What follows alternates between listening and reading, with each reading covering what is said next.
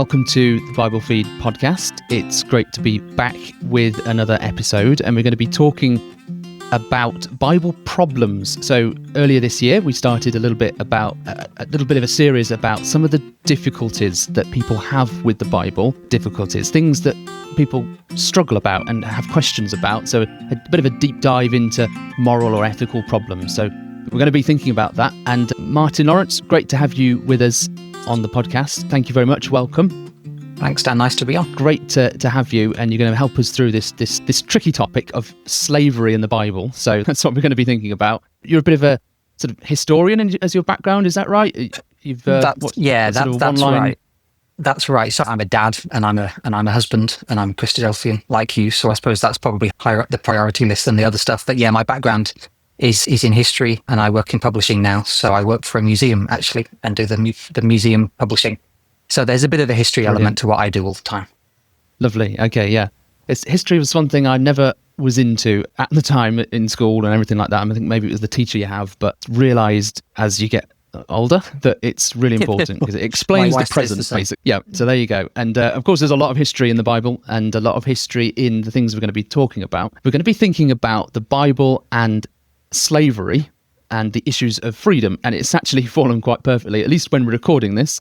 We're having this conversation pretty much bang on 250 years since the USA Declaration of Independence that enshrined life, liberty, and the pursuit of happiness as inalienable rights. The United States hasn't had a completely brilliant relationship with freedom and slavery. There are also lots of ethical questions and controversies that have been raised. Actually, at the centre of that, to some degree, is the Bible and its own treatment, its own description of human freedom and of slavery. There you go. I've raised a few, or thrown a few big things out there.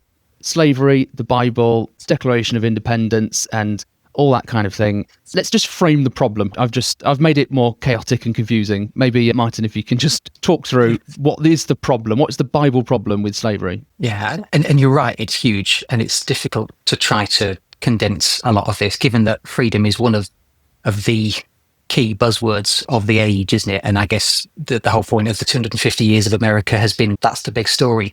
I did some digging, just tried to pull some fairly representative quotations from Bible critics, just to try to set the scene. Yep. People may have heard of Christopher Hitchens. He was one of the four horsemen of atheism, as he was described.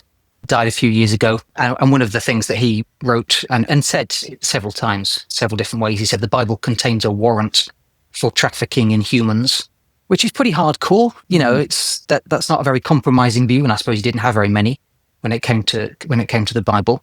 A more recent example, you may have come across somebody called Alex O'Connor, who's an ethical philosopher, writes and has done, a big YouTuber, done lots of stuff on the way in which the Bible, in his view, is running up against a lot of these issues. And he said, again, just quoting him directly, the Old Testament endorses multiple forms of slavery, including indentured servitude, chattel slavery, and sexual slavery. These cannot, and this is still his words, these cannot be dismissed or explained away as benign or benevolent. So it's pretty uncompromising. And I think if you've got a view about this that is a little bit on the fence, then that's the kind of language which is going to push you fairly heavily off it in one particular direction. And I mean, the challenge that I guess I would try to describe, and the view that they may be pushing at, is Bible translations do talk about slaves, or they talk about servants or slaves, and we'll maybe get into the way in which it's translated in a minute. And particularly in the Old Testament, there is no objection made to having slaves. When you get to the New Testament, it's obviously set in the Roman world, and Roman slavery is everywhere. And disciples are not commanded to free their slaves. And in addition to that, slaves are told to submit to their masters. So we've got a fairly weighted sort of way of looking at this. It looks like we've got both an Old Testament and a New Testament that seems to approve in some way of slavery. And, we know slavery is wrong, certainly the slavery that we're used to talking about and reading about these days. And therefore, so the argument goes, well, the Bible texts are clearly approving of something which is wrong.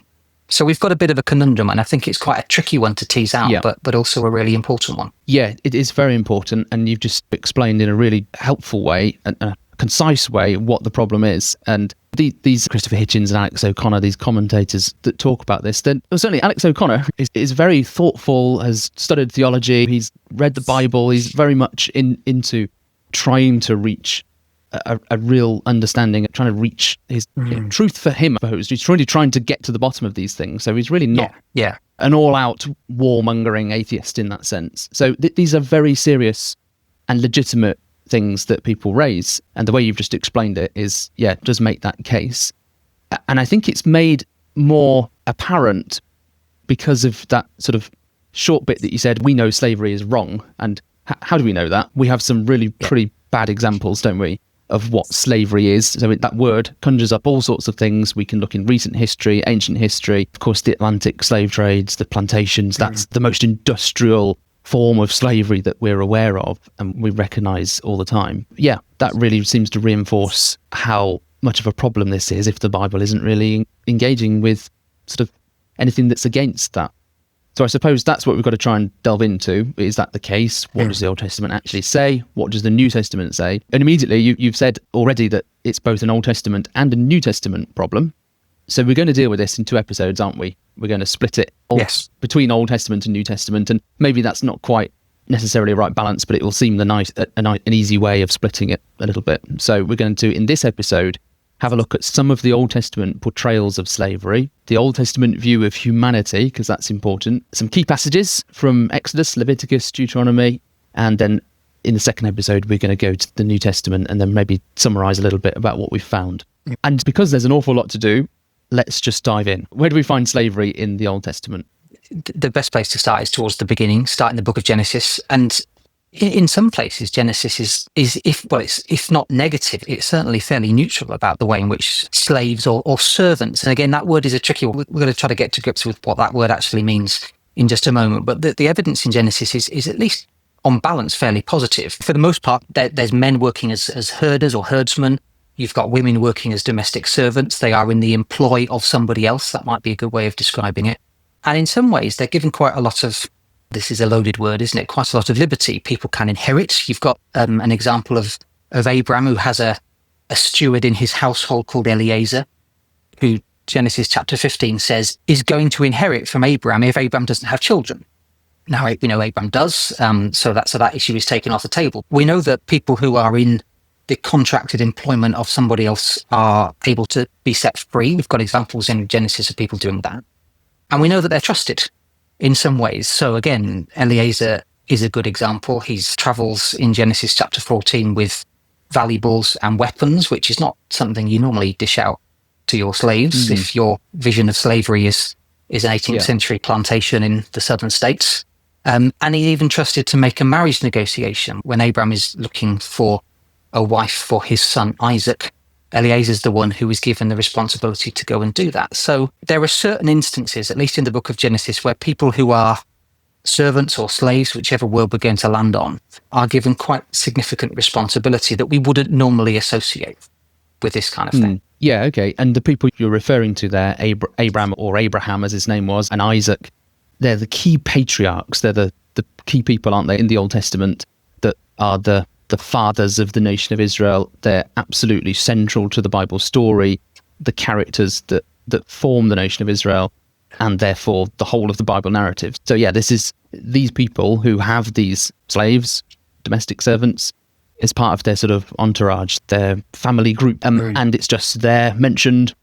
But like you say, in a sort of positive way, it certainly isn't sort of enforced shackles and chains and so on to holding these people down and forcing them to do certain things. But I'm sure it wasn't massively positive, but maybe surprisingly positive compared to what we think that word slavery means, which tells me that this word is really broad, and that's worth bearing in mind. But it isn't always about that, though, is it? So that's one end of the spectrum. What else is there in Genesis or in other parts of the Old Testament that have slavery portrayed in a particularly bad way? Maybe that might help give a bit of balance. Yeah, and I think Abraham is another place to land with this. In fact, people who know bits about the book of Genesis might know Abraham and Sarah are promised this child, but the child doesn't immediately arrive. And Sarah, she's called Sarai at that point, actually gives her servant or her slave Hagar to Abraham to have children with him in a way, and it seems within the Bible narrative, to try to speed up this process that God promised us a child, and the best way we can make it happen is to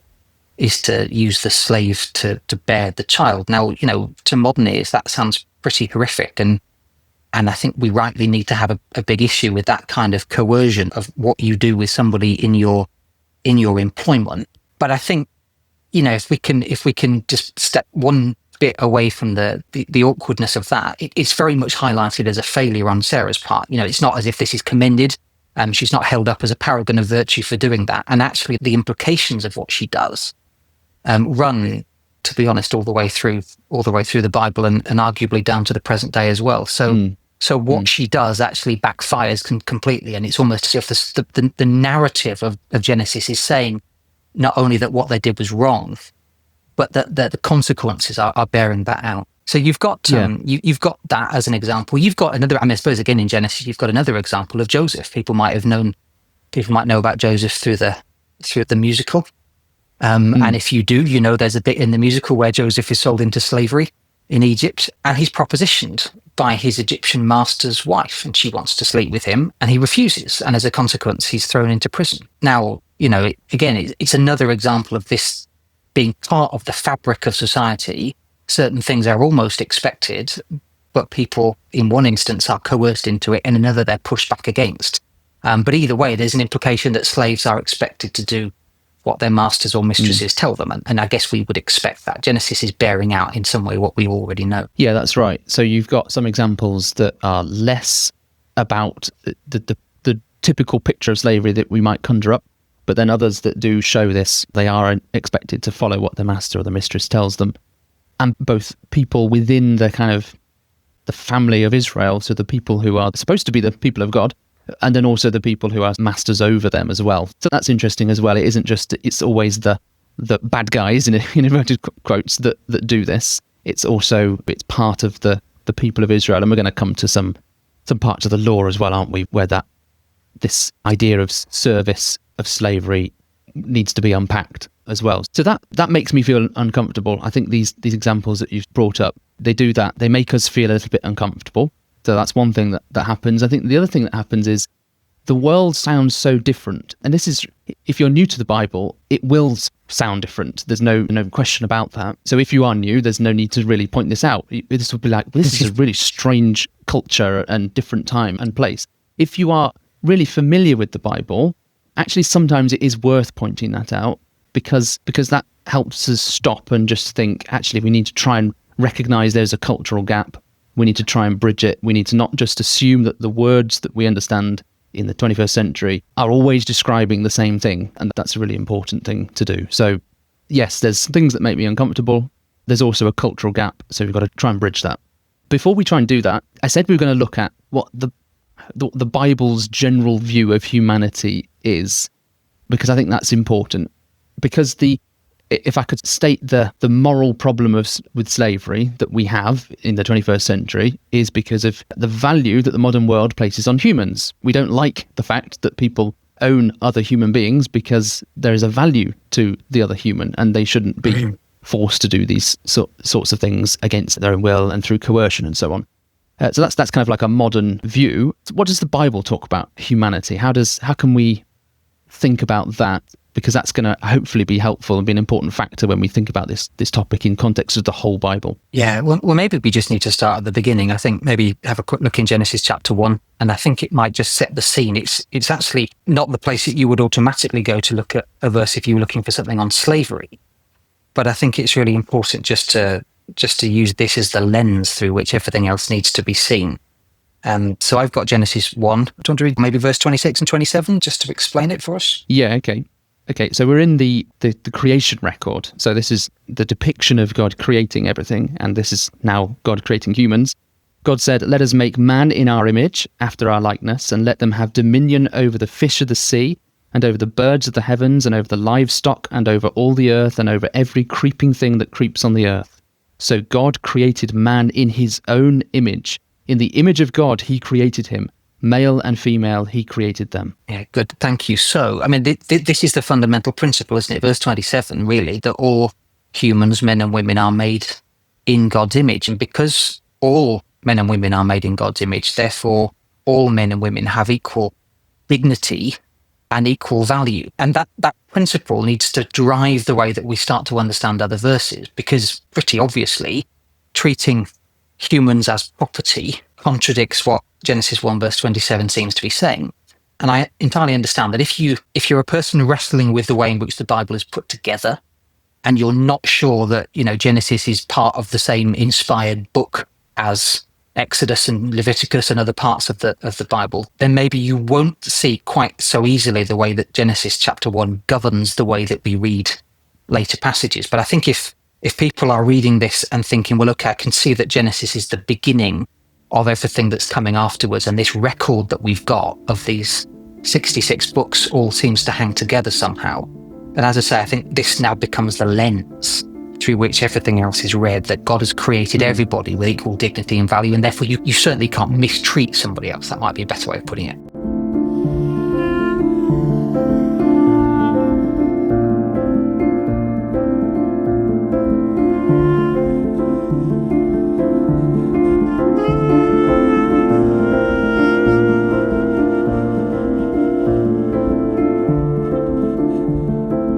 Yeah, okay, so there's a starting point right from the start. Humanity, and male and female, are made in God's image and likeness, which, we've often referred to this probably many times in the podcast as well. It's a really important principle. I wonder, actually, even if you're struggling, if you don't accept currently the scriptures, the Bible as God's word or anything, and you're just looking into it, I still think you'd probably see how fundamental that is. Just one example, right into the New Testament, you've got the letter of James.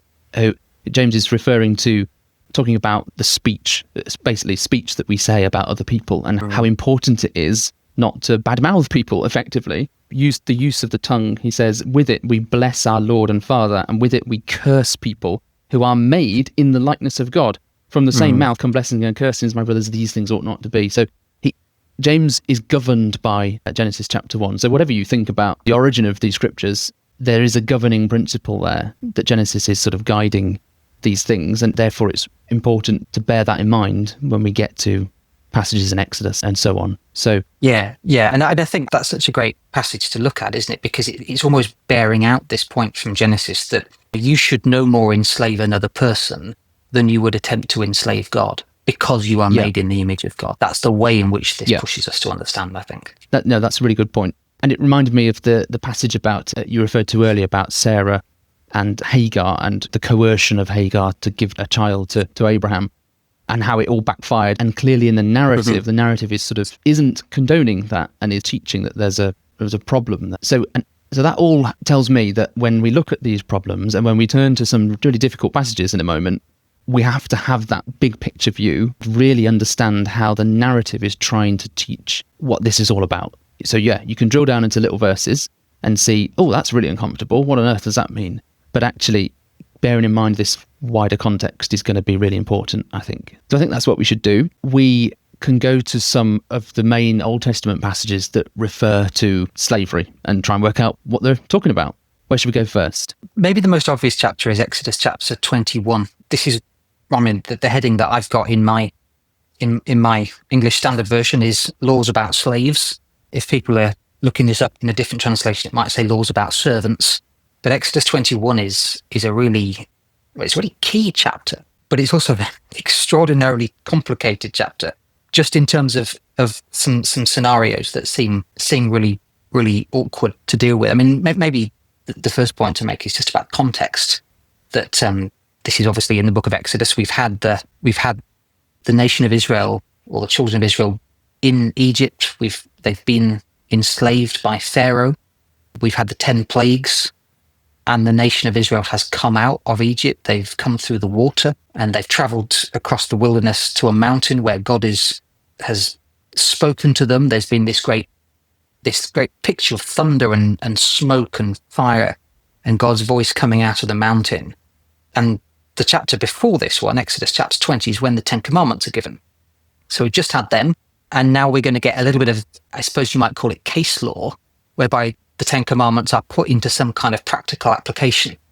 So that's the chapter that I think we maybe need to spend a bit of time thinking about first, and maybe just realizing as well that, Israel they don't really exist as a nation. Again, we're talking about this in the context of America being 250 years old the day before yesterday, as we're recording it. But this is a nation that doesn't really exist yet. There is no case law. There's no institutional memory. That's a bit of a technical term, but there's no sort of examples of what did we do last time. And there's no way of doing this other than having Moses there as an example and as a way of kind of bringing God's words to them. So Exodus 20 and 21 and 22 and 23 are all about this first reworking of what it's like now for this people to be a nation for the first time. And that's quite a challenge, I think, just to understand, because we don't often think about how do you build a nation from scratch. It's not very easy to do that. Dan, what version have you got, just so I know what we're talking about? I've got the ESV as well. Okay, so you and I've got the same thing. So as you cast your eye down this, there's a particular word that's going to jump out to you just like it jumps out to me. And it's the fact that this version uses the word slave. Yeah. I haven't counted, and I'm just looking down and trying to count how many times I see it now, but it's there multiple times in there. Maybe just before we get into the weeds of the chapter, maybe it's useful just to talk about that one word. It's people may know that the Bible, the Old Testament, is written in Hebrew, obviously before it's translated into anything else. So the word that sits underneath this is the Hebrew word eved, not a difficult word to pronounce, which is useful. And it means somebody who's under somebody else's authority. And it's no more specific than that. It's quite a common word in the Old Testament. It comes up hundreds and hundreds of times, in fact. Mm-hmm. And in this chapter, in Exodus 21, that Hebrew word eved in the English Standard Version that you and I are reading is translated over and over again as slave. But interestingly, if you were to pick up a version, well, let's say maybe a version published prior to 1900, and not just in English, but other languages as well, you would almost invariably see the word servant there. So if people have King James Version, that's a much older version, 400 years old and more, that uses the word servant almost every single time when that word is being translated. In fact, only once, I think, it uses the word slave. Same for the Revised Version, which is published in, about 1880 or something. The American Standard Version, which is published about 1900. All the old versions, let's say prior to World War I, almost without fail, translate that Hebrew word eved as our English word servant. And that's the same in German, it's the same in Dutch, it's the same in French, I think, it's the same in Finnish, there's a whole bunch of other languages as well. And I say that just because it's easy to make it say something in English when you want it to do that. But if you read, this is a historian saying something, a version published after 1950 is not necessarily modern, but it's modern-ish, right? If you get the New International Version or the New American Standard Bible, I'm sort of throwing translations out, but I think people who have Bibles open or who have got a Bible that they read are probably reading one of these.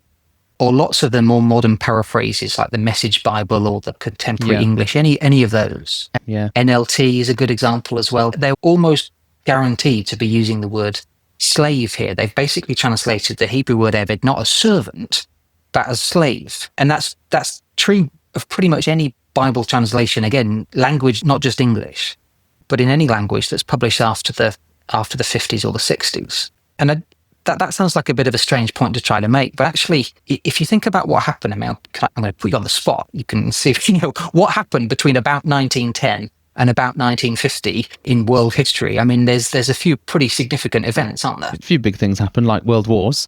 Wars. And all the stuff that comes after that. Yeah, all the civil rights movements and everything. So obviously World War II in particular leads to this process leads to the fall of empire, it leads to decolonization, and certainly in the UK leads to the decline of the class system, whether or not you think it's totally gone, depending on a particular point of view. Yep. But, more than anything else, it leads to the civil rights movement. And so suddenly Bible translations that appear in the 60s and the 70s and the 80s are being translated in the social culture of everything that Martin Luther King is saying and others are saying about the need for people to be treated equally. And, God be praised that he's saying what he was saying. So it then becomes a real challenge when you come to a chapter like Exodus 21. And as I say, my Bible heading has probably got the same one as you about laws about slaves. And we immediately start going, well, I'm going to read this through the lens of all that I know about civil rights and all that I know about the transatlantic passage and plantations in North America and the way in which England was enriched by the slave system and all this kind of thing. So it's actually really challenging just to not read backwards in the way that we automatically would do.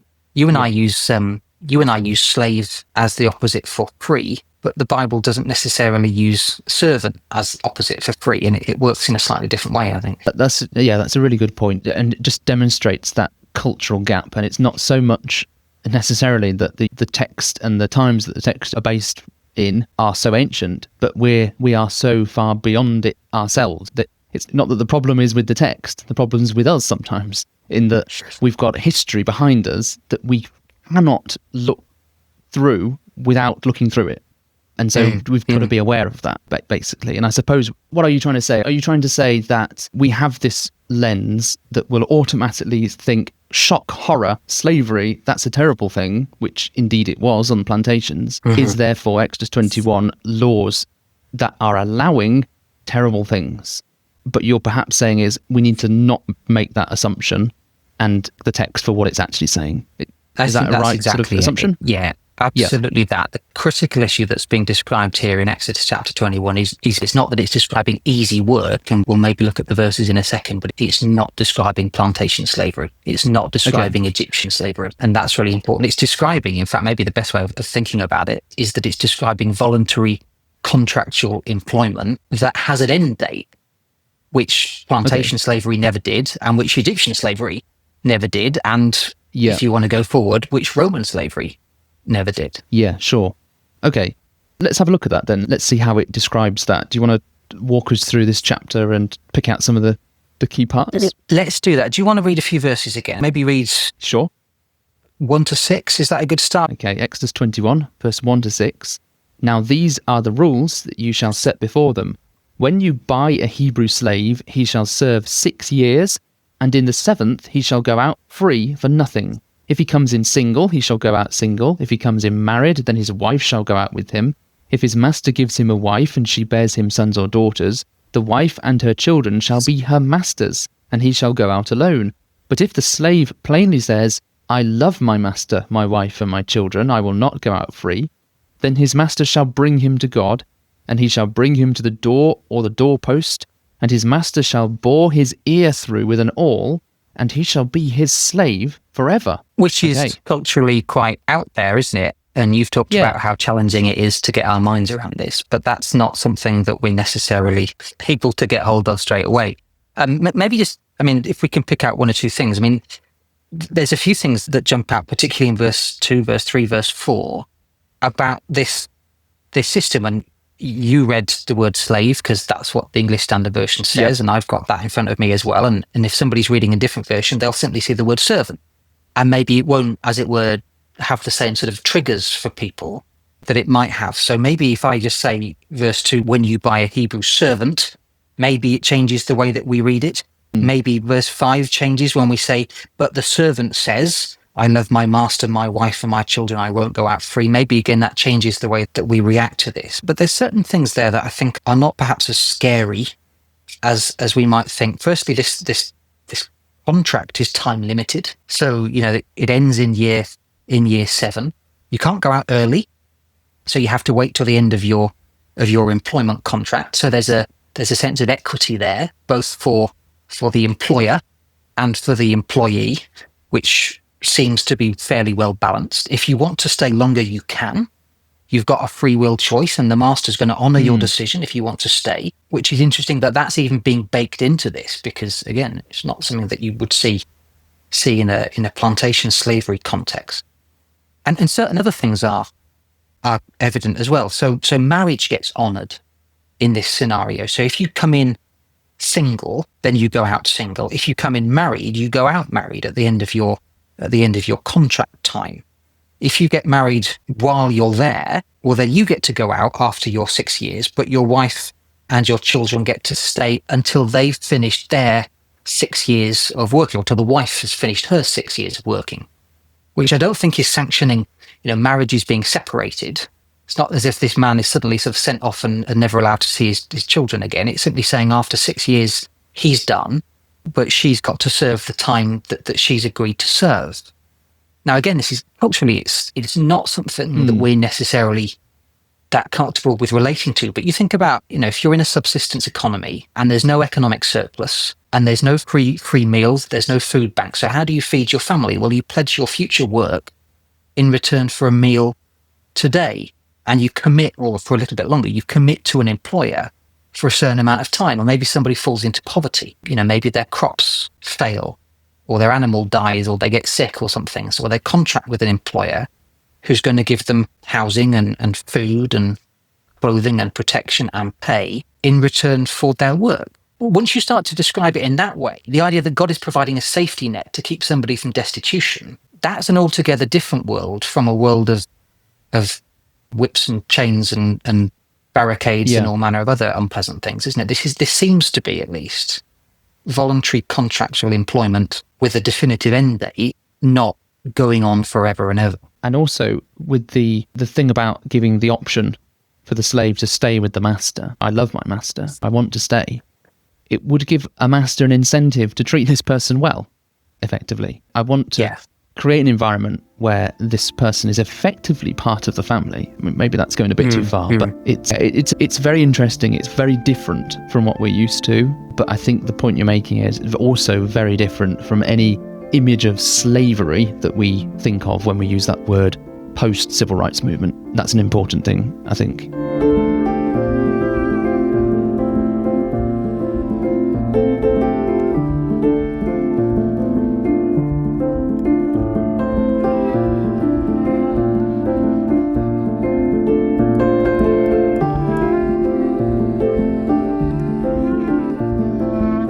So I think it sounds almost odd to say, doesn't it? But God is almost setting up employee rights and employer rights and saying you cannot exploit those in service for money because you know what it was like because you were in Egypt and that happened to you. So therefore don't treat others in that way. This is all about how do you start a nation from nothing? How do you set things up? Okay. And so that's interesting. You've got married men covered off in those verses. You've got unmarried men covered off. There, you've got married women covered off. Interestingly, the one sort of group that are not covered off in those verses that we just read are unmarried women, who are arguably the most vulnerable. Is that fair to say?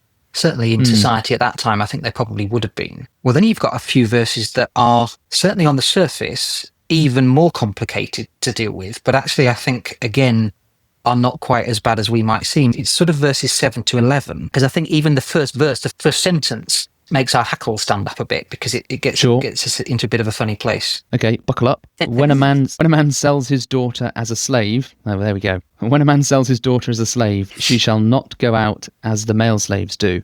If she does not please her master, who has designated her for himself, then he shall let her be redeemed. He shall have no right to sell her to a foreign people, since he has broken faith with her.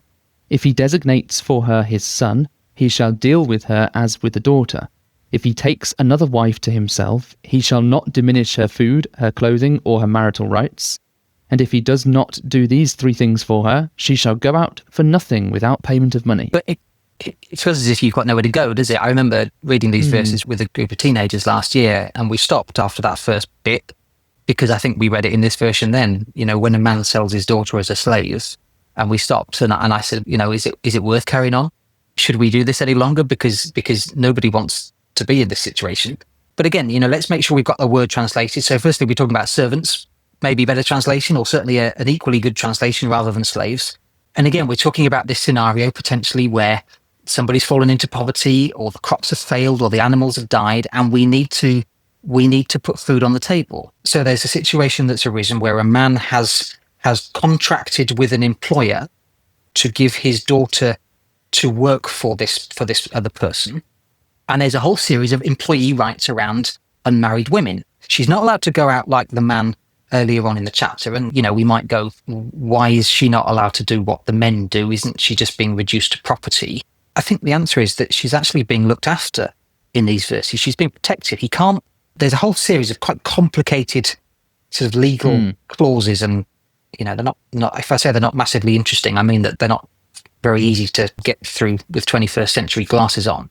But what it seems to be saying is, he can't transfer her service to a foreign people, to another nation. He can't treat her as a servant if she becomes his daughter-in-law. He can't treat her as second class if he marries somebody else. And only after all of those qualities, those clauses get exhausted, then she gets to go out free. So it's almost as if these laws are being put in place to protect the vulnerable, to safeguard women, to ensure that those lower down the social structure were not mistreated, and to teach wisdom to those in power, which is incredible, really, when you think about it, because we start off in verse 7 by saying, when a man sells his daughter as a slave. And I think it's at least reasonable to land in a situation where we're saying, this is the law of God, making sure that those who are vulnerable are actually treated better than if we were just left to our own devices. Yeah, I think that's really interesting. And you arrive at that view when you remember what the background is. Again, this is a nation in this kind of culture where they've literally come out of slavery themselves in an ancient Near East culture that will do that sort of thing and will take advantage of people. And here is a regulation of sort of what is going to happen almost.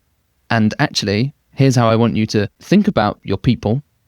I want you to make sure you look after them and look after the vulnerable. Yeah. So that's really interesting, isn't it? Because these verses, which are so difficult to read from our perspective with all the things that have happened through history, actually, you've approached them, I think, by remembering the context, remembering the time period, remembering that the people have just come out of Egypt where they literally were slaves and were mistreated, and they're living in an ancient Near East where that's what happens, and especially happens to the vulnerable people, such as the unmarried women. So actually, with all that in mind, here is now some regulation that God is giving to make them think, how is it that how are they going to treat these people, these vulnerable people like unmarried women, when these situations come up? And actually, the things that from our perspective look awful are actually ways of safeguarding or protecting in some way. And I don't think what you're saying is this is the perfect situation and we should all adopt it right now.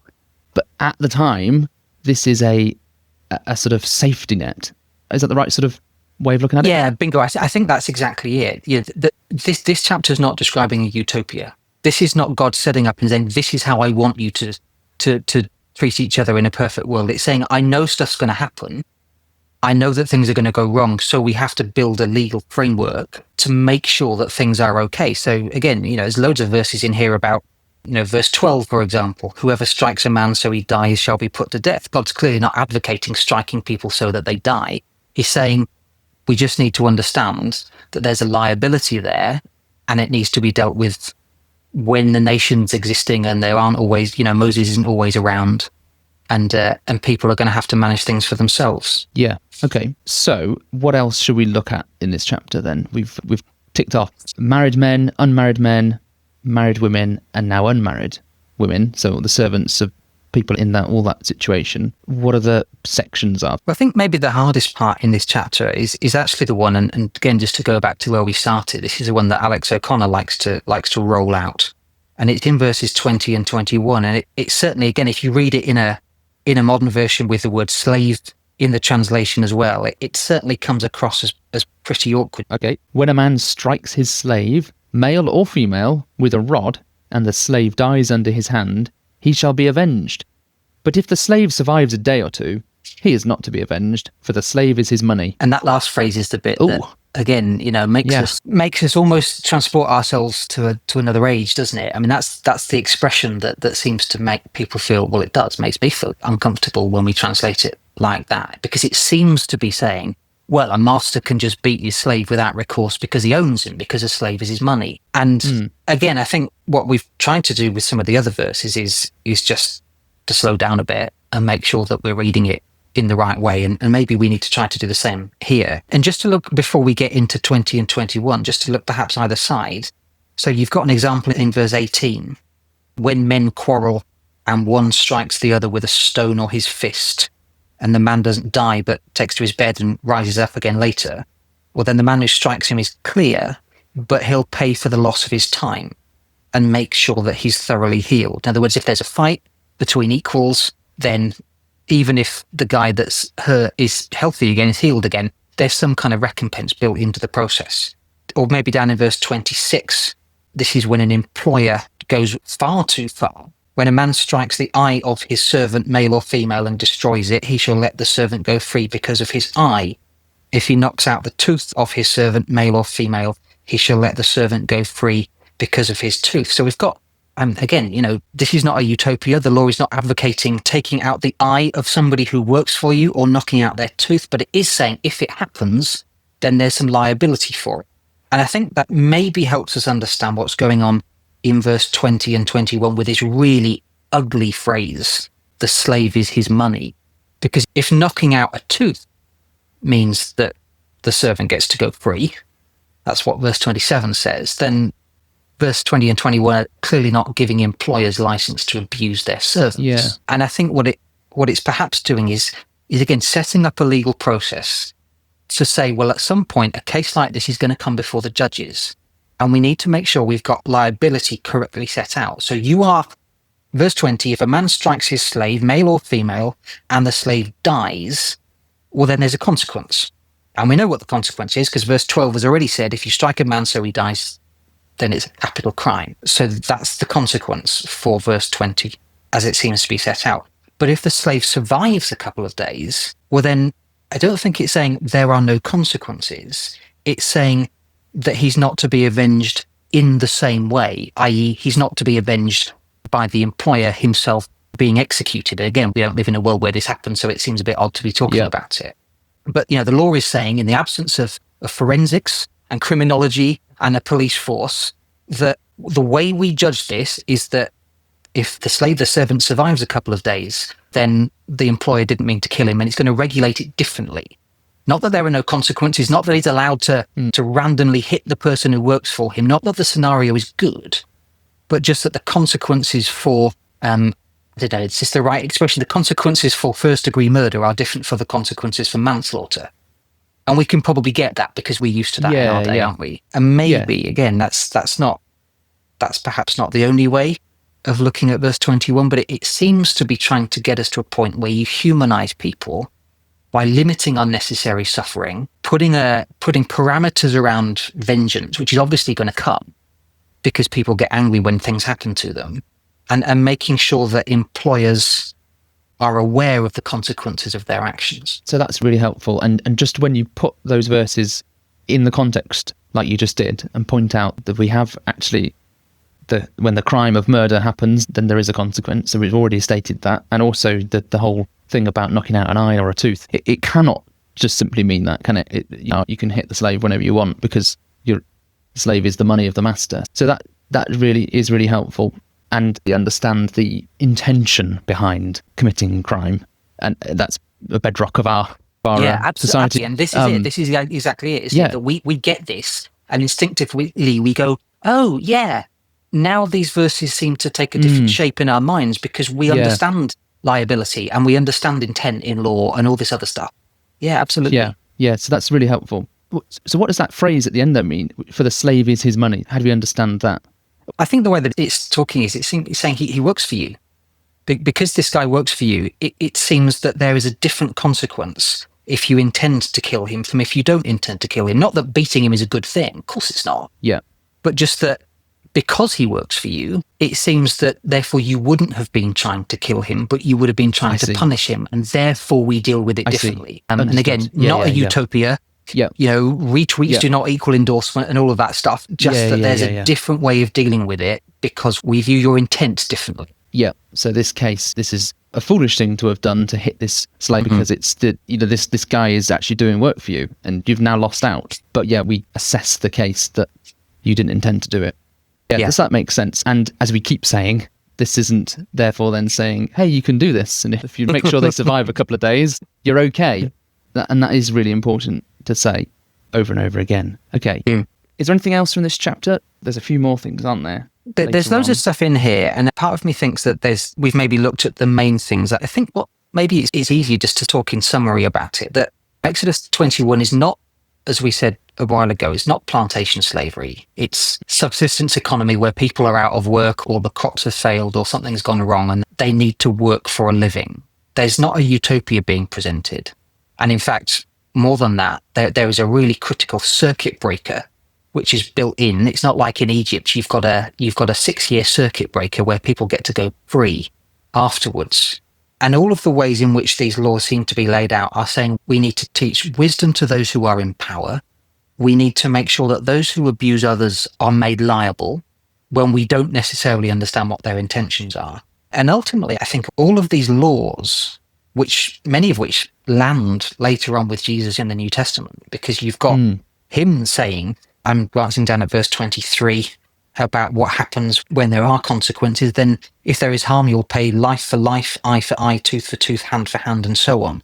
Now, the Lord picks this up in the Gospels, doesn't he? And he says, you know that it's said that you should take an eye for an eye and a tooth for a tooth and whatever it is. And it's not that he's saying if somebody does something to you, you should definitely go out and exact the exact vengeance that you can.